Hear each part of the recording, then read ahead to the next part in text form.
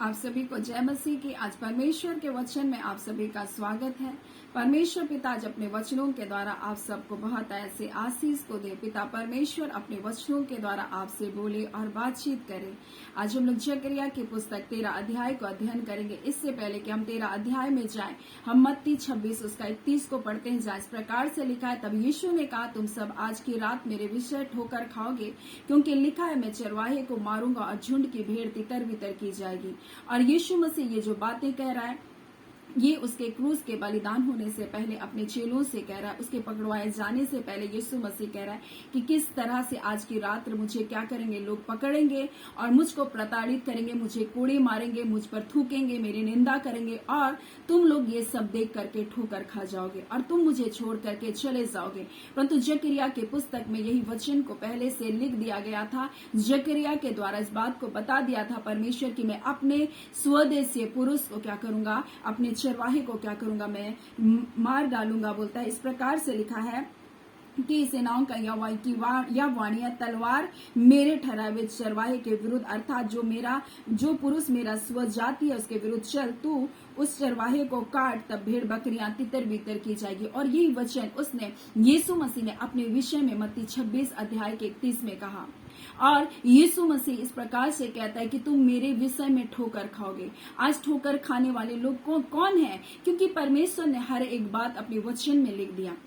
हर एक प्रतिज्ञा, हर एक आशीष, हर एक दुख, हर एक प्रताड़ना यीशु मसीह ने अपने विषय में रख दिया। और यीशु मसीह ने यह भी कहा, मेरे नाम के कारण सब लोग तुमसे बैर रखेंगे, सब लोग तुमसे नफरत करेंगे, तुमसे घृणा करेंगे, तुमसे प्रेम नहीं करेंगे, तुमको आदर नहीं देंगे, तुमको ऊंचे पर नहीं चढ़ाकर घुमाते रहेंगे। लोग तुमसे नफरत करेंगे मेरे नाम के कारण। जब तुम मेरे पीछे चलोगे, जब तुम पापों को छोड़ दोगे, जब तुम गुनाहों को छोड़ दोगे, लोग तुम पर दोष लगाएंगे, तुम्हारे विरोध में उंगली को उठाएंगे। और ये कोई नई बात नहीं है, क्योंकि यीशु मसीह ने पहले ही कर दिया कि मेरे नाम के कारण सब लोग तुमसे बैर करेंगे।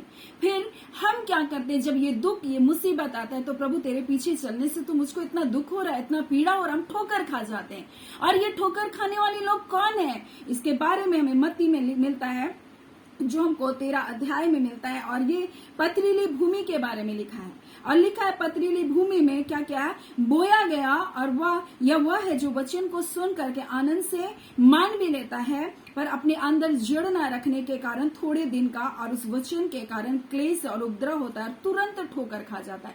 यानी ठोकर खाने वाले लोग कौन है? जो वचन को अपने पथरीली हृदय है, कठोर हृदय, और अपने अंदर उस वचन को रख नहीं सकते, वो क्षमा नहीं करने वाले। और जब दुख और तकलीफ आ जाता है, पीड़ाएं आ जाती है, लोग छोड़ जाते हैं, तो ठोकर खाते हैं और परमेश्वर से नाराज होता जाते हैं, परमेश्वर से दूर चले जाते हैं। प्रभु आपके पीछे चलने का ये प्रतिफल मिला, लोग मुझे छोड़ दे रहे हैं, लोग मुझसे नफरत कर रहे हैं, लोग मुझ पर दोष लगा रहे हैं, और वो क्या करते हैं, ठोकर खा जाते हैं। लेकिन परमेश्वर का वचन कहता है मत्ती 11 उसका 6 में, धन्य वह जो मेरे कारण ठोकर ना खाए। और यीशु मसीह इसी बात को जकरिया में कह रहा है कि तुम सब आज की रात मेरे विषय में ठोकर खाओगे, क्योंकि लिखा है, चरवाहे को मारूंगा और झुंड तितर बितर होगी। झुंड तितर बितर होने का कारण ये था कि जो कुछ यीशु मसीह ने उनसे पहले कह दिया था, उन बातों को उसने अपने हृदय में नहीं रखा था, उन बातों को उसने स्मरण नहीं रखा था। लेकिन जो बातें यीशु मसीह ने हमारे जीवन के लिए रखा, इस वर्तमान समय के लिए रखा, हमको उसको स्मरण रखना है कि हम यीशु मसीह के पीछे चले। तो ये क्रूस का रास्ता है, ये दुख उठाने का रास्ता है, क्योंकि परमेश्वर का वचन, इसलिए पहला पतरस 1 उसका 7 में लिखा है, और यह इसलिए कि तुम्हारा परखा हुआ विश्वास आग में ताए हुए ना समान सोने से कहीं अधिक बहुमूल्य है। यानी कि विश्वास है तो विश्वास परखा जाएगा, और ये ना समान सोने से भी कहीं अधिक बहुमूल्य आपका विश्वास है। और लोग आपसे घृणा करेंगे, लोग यीशु मसीह के कारण आपको छोड़ जाएंगे, लोग आपके विरोध में बुरी बुरी बातें कहेंगे, लेकिन आप ठोकर ना खाएं। ठोकर खाने वाले वो हैं जो वचन को आनंद से ग्रहण तो करते हैं, लेकिन जड़ ना पकड़ने के कारण, दुख और वचन के कारण जब दुख और क्लेश होता है, वो क्या करते हैं, ठोकर खा जाते हैं। और यही बात जकरिया की पुस्तक के द्वारा परमेश्वर आज हमारे जीवन के लिए बताना चाहता है। और वो बता रहा है कि मैं चरवाहे को मारूंगा और भेड़ तितर बितर होगी, और 2/3 के लोग क्या करेंगे, 2/3 के लोग यहाँ मारे जाएंगे। 2 भाग के बारे में लिखा है। हाँ, 2/3 के लोग क्या है, सारे निवासी के 2/3 मारे डाल जाएंगे। और कई बार जब मसीह लोग नाश होते हैं, मरे जाते हैं कई प्रकार की तकलीफों में, तो उनके लिए परमेश्वर ने ठहराया है कि वो दुख को उठा करके स्वर्ग के राज में प्रवेश करे। वो अपने प्राणों का बलिदान करके, वो क्रूस की तकलीफ को उठा करके अपने प्राणों का बलिदान करके स्वर्ग राज में प्रवेश करे। लेकिन जब ऐसा दुख आता है तो हम ठोकर खाते कि परमेश्वर उनको क्यों नहीं बचाया। सदरक, मेशक, अबेदनगो को आग की भट्टी में डाला था, लेकिन उसने कहा, हे राजा, हम तेरी मूरत के सामने दंडवत नहीं करेंगे। हमारा परमेश्वर हमको आग के भट्टे से बचा भी सकता है, अगर नहीं भी बचाता है तो भी हम परमेश्वर के सामने झुकेंगे, किसी मूरत के सामने नहीं झुकेंगे। इन्होंने ठोकर नहीं खाया, उन्होंने ऐसा नहीं कहा कि मैं बचूंगा तो ही परमेश्वर तू मेरा परमेश्वर है, तू मुझे कुछ देगा तो ही तू मेरा परमेश्वर है, तू मुझे आशीष देगा तो ही तू मेरा परमेश्वर। कई बार लोग ठोकर खाते हैं, इसलिए ठोकर खाते हैं क्योंकि वो वचन को अपने जीवन में गहराई के साथ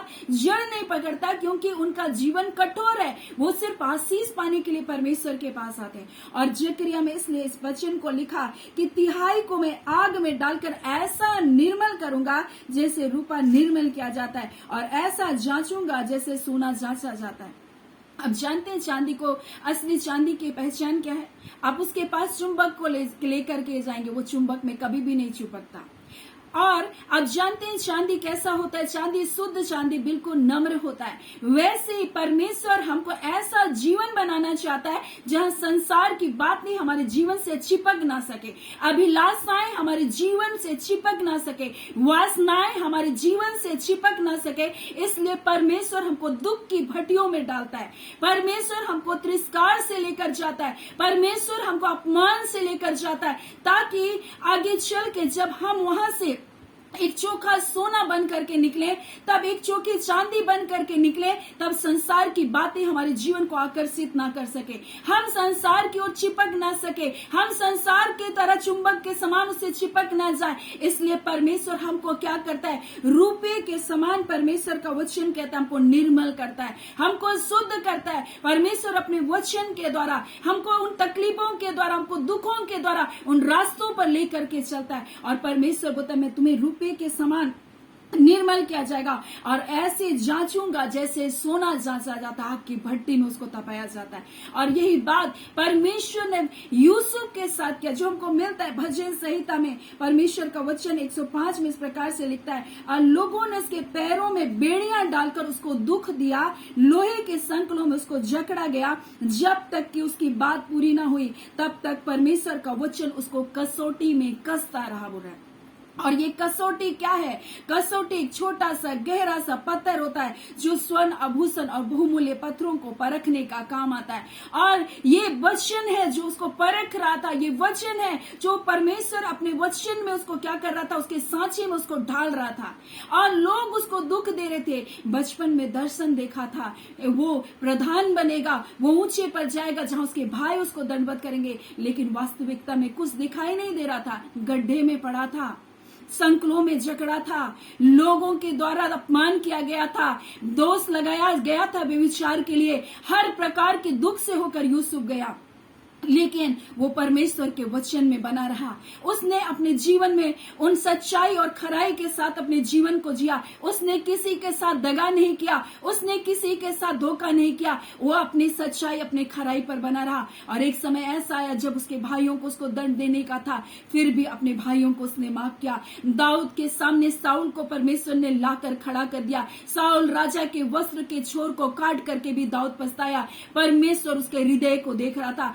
आपका शत्रु को परमेश्वर आपके हाथों में कर देगा, और देखेगा परमेश्वर क्या आप उसको नाश करते हैं या उस पर दया करते हैं। ऐसा शत्रु जो दाऊद को मारने के लिए दौड़ा रहा था, फिर भी दाऊद ने उस समय परमेश्वर का अभिषेक तय करके उसको वस्त्र की छोर को काट कर पछताया। वैसे ही परमेश्वर आपके जीवन को परखेगा, लेकिन आप ठोकर ना खाएं। वचन को अपने जीवन में गहराई के साथ जड़ पकड़ने दे, वचन को आप गहराई से अपने जीवन में बसा लें। और यही बात जकरिया की पुस्तक में बोला है, मैं चरवाहे को मारूंगा और भेड़े तितर बितर होगी। और यही बात यीशु मसीह बोला, आज की रात तुम सब मेरे कारण ठोकर के खाओगे, क्योंकि मुझको जब दुख आएगा, पीड़ा आएगा, तब तुम लोग मुझको क्या करोगे? छोड़ दोगे। वैसे ही जब यीशु के नाम के कारण जब आपके जीवन में दुख और पीड़ाएं और तकलीफें आती है, तब आप क्या करते, यीशु मसीह अब आपके पीछे मैं नहीं चलूंगा, मैं आपके नाम को अब नहीं लूंगा, मैं अब आपसे प्रार्थना नहीं करूंगा, मैंने आपसे जॉब मांगा आपने दिया नहीं,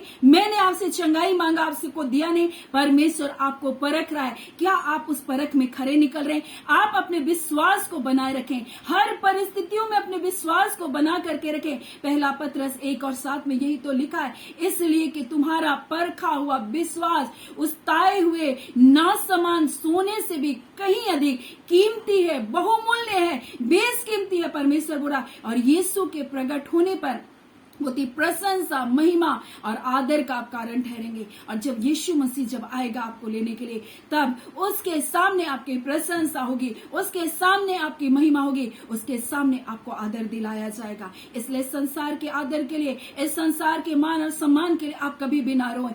आपका विश्वास है तो विश्वास पर खा जाएगा। आपको परमेश्वर चांदी के समान, परमेश्वर का वचन कहता है चांदी के समान वो क्या करेगा, आपको निर्मल करेगा, आपको शुद्ध करेगा, आपके जीवन की अशुद्धियों को निकालेगा। वो सोने के समान आपको परमेश्वर जांचेगा अपने वचन की कसौटी में, आपको देखेगा आपके खरेपन को। अय्यूब का विश्वास परखा गया, उसने सब कुछ खो देने के बावजूद भी कहा, जिसने दिया उसने लिया, उसका नाम धन्य है। लेकिन आप किसी अपने प्रिय को जो आपको छोड़कर जाते हैं, आप कहते प्रभु उसने मुझे छोड़ दिया, आप मुझे कैसे प्रेम करते हैं। लेकिन आप जो कोई छोड़ चला गया उसके लिए आप चिंता ना करें। अगर किसी की मृत्यु हो गई आप उसके कारण चिंता ना करें, कोई लोग ने आपको दगा दे दिया आप उसके लिए शिकायत ना करें, परंतु आप अपने विश्वास में बने रहें, आप अपनी पवित्रताई में बने रहें, आप अपनी खराई में बने रहें। क्योंकि परमेश्वर एक दिन जब वो आएगा अपनी महिमा के साथ आपका आदर करेगा, आपको महिमा को देगा।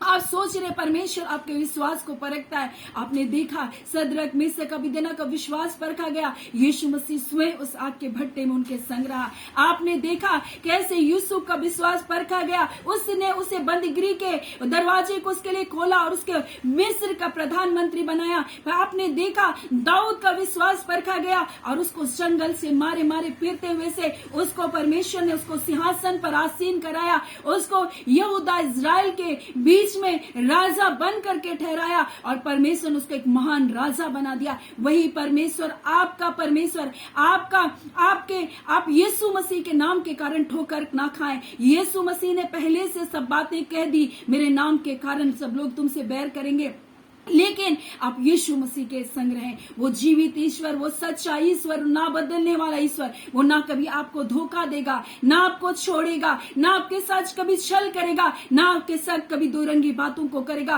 परंतु वो सच्चा परमेश्वर जो कुछ उसने कह दिया उस वचन को पूरा करने के लिए वो विश्वास योग्य है। वो अपने कहे से कभी भी नहीं मुकरता, वो आपसे प्रेम करता है। इसलिए आप ठोकर ना खाएं, उसके वचन को आप अधिकारी से अपने जीवन में स्वीकार करें और जड़ पकड़कर मसीह यीशु में आप बढ़ते चले जाएं। उन दुख, उन क्लेश से आप ना घबराएं, क्योंकि एक दिन यीशु मसीह आपको उसी दुख के स्थान से ऊंचा उठाएगा, उसी जगह से परमेश्वर आपके नाम को महान करेगा। और वो परमेश्वर आज अपने वचन के द्वारा इस बात को बताना चाहता है। जकरिया की पुस्तक में लोगों के लिए कहा गया, जिस प्रकार से अन्य जाति उद्धार पाए उसी प्रकार से वो इजरायली भी उद्धार को पाएंगे, उस यीशु मसीह के कारण वो उद्धार को पाएंगे।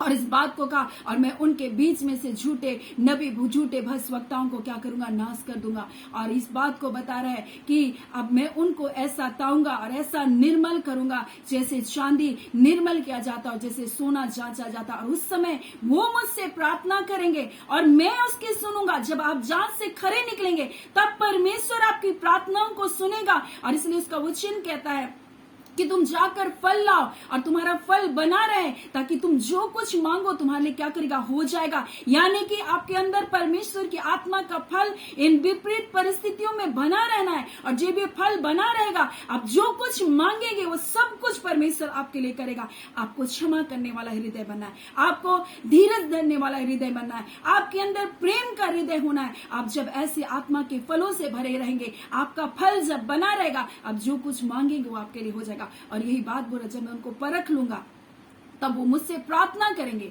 मैं उसकी सुन लूंगा और वो कहेंगे यहोवा हमारा परमेश्वर, और मैं कहूंगा ये मेरी प्रजा के लोग हैं। सो परमेश्वर पिता इन वचनों के द्वारा आप सबको बहुत ऐसे आशीष को दे। आमीन। आइए हम प्रार्थना करेंगे। धन्यवाद देते जीते सच्चे सामर्थ्य खुदावन खुदा, राजाओं के राजा, प्रभुओं के प्रभु, स्वर्ग पृथ्वी के कर्ता, मालिक और स्वामी, अद्भुत पराक्रम के कार्य को करने वाला है पिता। आप ही है खुदावन परमेश्वर, जय और छुटकारे को देने वाले। आप ही है खुदावन परमेश्वर पिता, उद्धार और मुक्ति को देने वाले। आप ही है खुदावन परमेश्वर प्रभु जी, जब अपने बच्चों को फर्क से निकालते खुदा प्रभु, आप अपने बच्चों को शिरोमणि बनाने वाले। ऐ खुदावन, जितने आपके प्रिय बेटे बेटी, माता पिता आज ही परमेश्वर पिता इन वचनों के सेवकाई में जुड़ते खुदा, प्रत्येक के जीवन में यीशु के नाम से वचन के अनुसार आपकी अद्भुत आशीष आने पाए खुदावन। जो ये परखे गए खुदा प्रभु जी, और इस परख में भी प्रभु एक खरे निकलते यीशु के नाम से इनकी प्रार्थनाएं सुनी जाने पाए प्रभु जी। हर प्रकार का बंधन टूटे यीशु के नाम से। इसी घड़ी खुदावन परमेश्वर, जितने लोग अपने जॉब को सर्च कर रहे, यीशु के नाम से उत्तम जॉब उन्हें मिलने पाए खुदावन परमेश्वर पिता। इस घड़ी पिता, जितने लोग विवाह के लिए चिंतित है प्रभु, योग्य जीवन साथी यीशु के नाम से आने पाए खुदावन परमेश्वर पिता। हम प्रार्थना करते प्रभु जी, तो अपने लोगों की चिंता करने वाला परमेश्वर, अपने लोगों के लिए भलाई को प्रकट करने वाला परमेश्वर पिता, आज के दिन पिता परमेश्वर, जितने रोग दुख बीमारी में यीशु के नाम से चंगाई को पाए, जितने निराशा हताशा में आपकी अद्भुत शांति, आपके जय, आपके छुटकारे का आत्मा इनके जीवन पर राज्य करने पाए पिताजी। आज के दिन आपके बच्चे जिन कार्यों के लिए निकलते हैं पिता, उन कार्य पर आपकी आशीष, आपकी बरकत होने पाए। यात्राओं में पिता सुरक्षित अपनी यात्राओं में पाए जाए खुदान प्रभु जी। खुदावन परमेश्वर पिता, जितने लोग प्रभु जी अपने कार्यालय, अपने पिता परमेश्वर पिता, अपने ऑफिसों में, अपने व्यवसाय के लिए निकलते प्रभु जी, हर एक के कार्य में, उद्यमों में पिता आपकी आशीष होने पाए, जय और छुटकारा हर एक विपरीत परिस्थितियों में यीशु के नाम से इनको मिलने पाए खुदावन परमेश्वर। आपका पूरा पूरा पिता परमेश्वर छुटकारा करने के लिए आपके लोगों के लिए आपका धन्यवाद। आपका वचन कहता है प्रभु जी, आप हमारा पूरा पूरा उद्धार करते। आपके बच्चों के जीवन में ऐसा कोई भाग है प्रभु जो अंधेरा है, आज यीशु के नाम से अंधेरे भाग उजाले में परिवर्तित होने पाए। हम आपका धन्यवाद करते हैं खुदावन।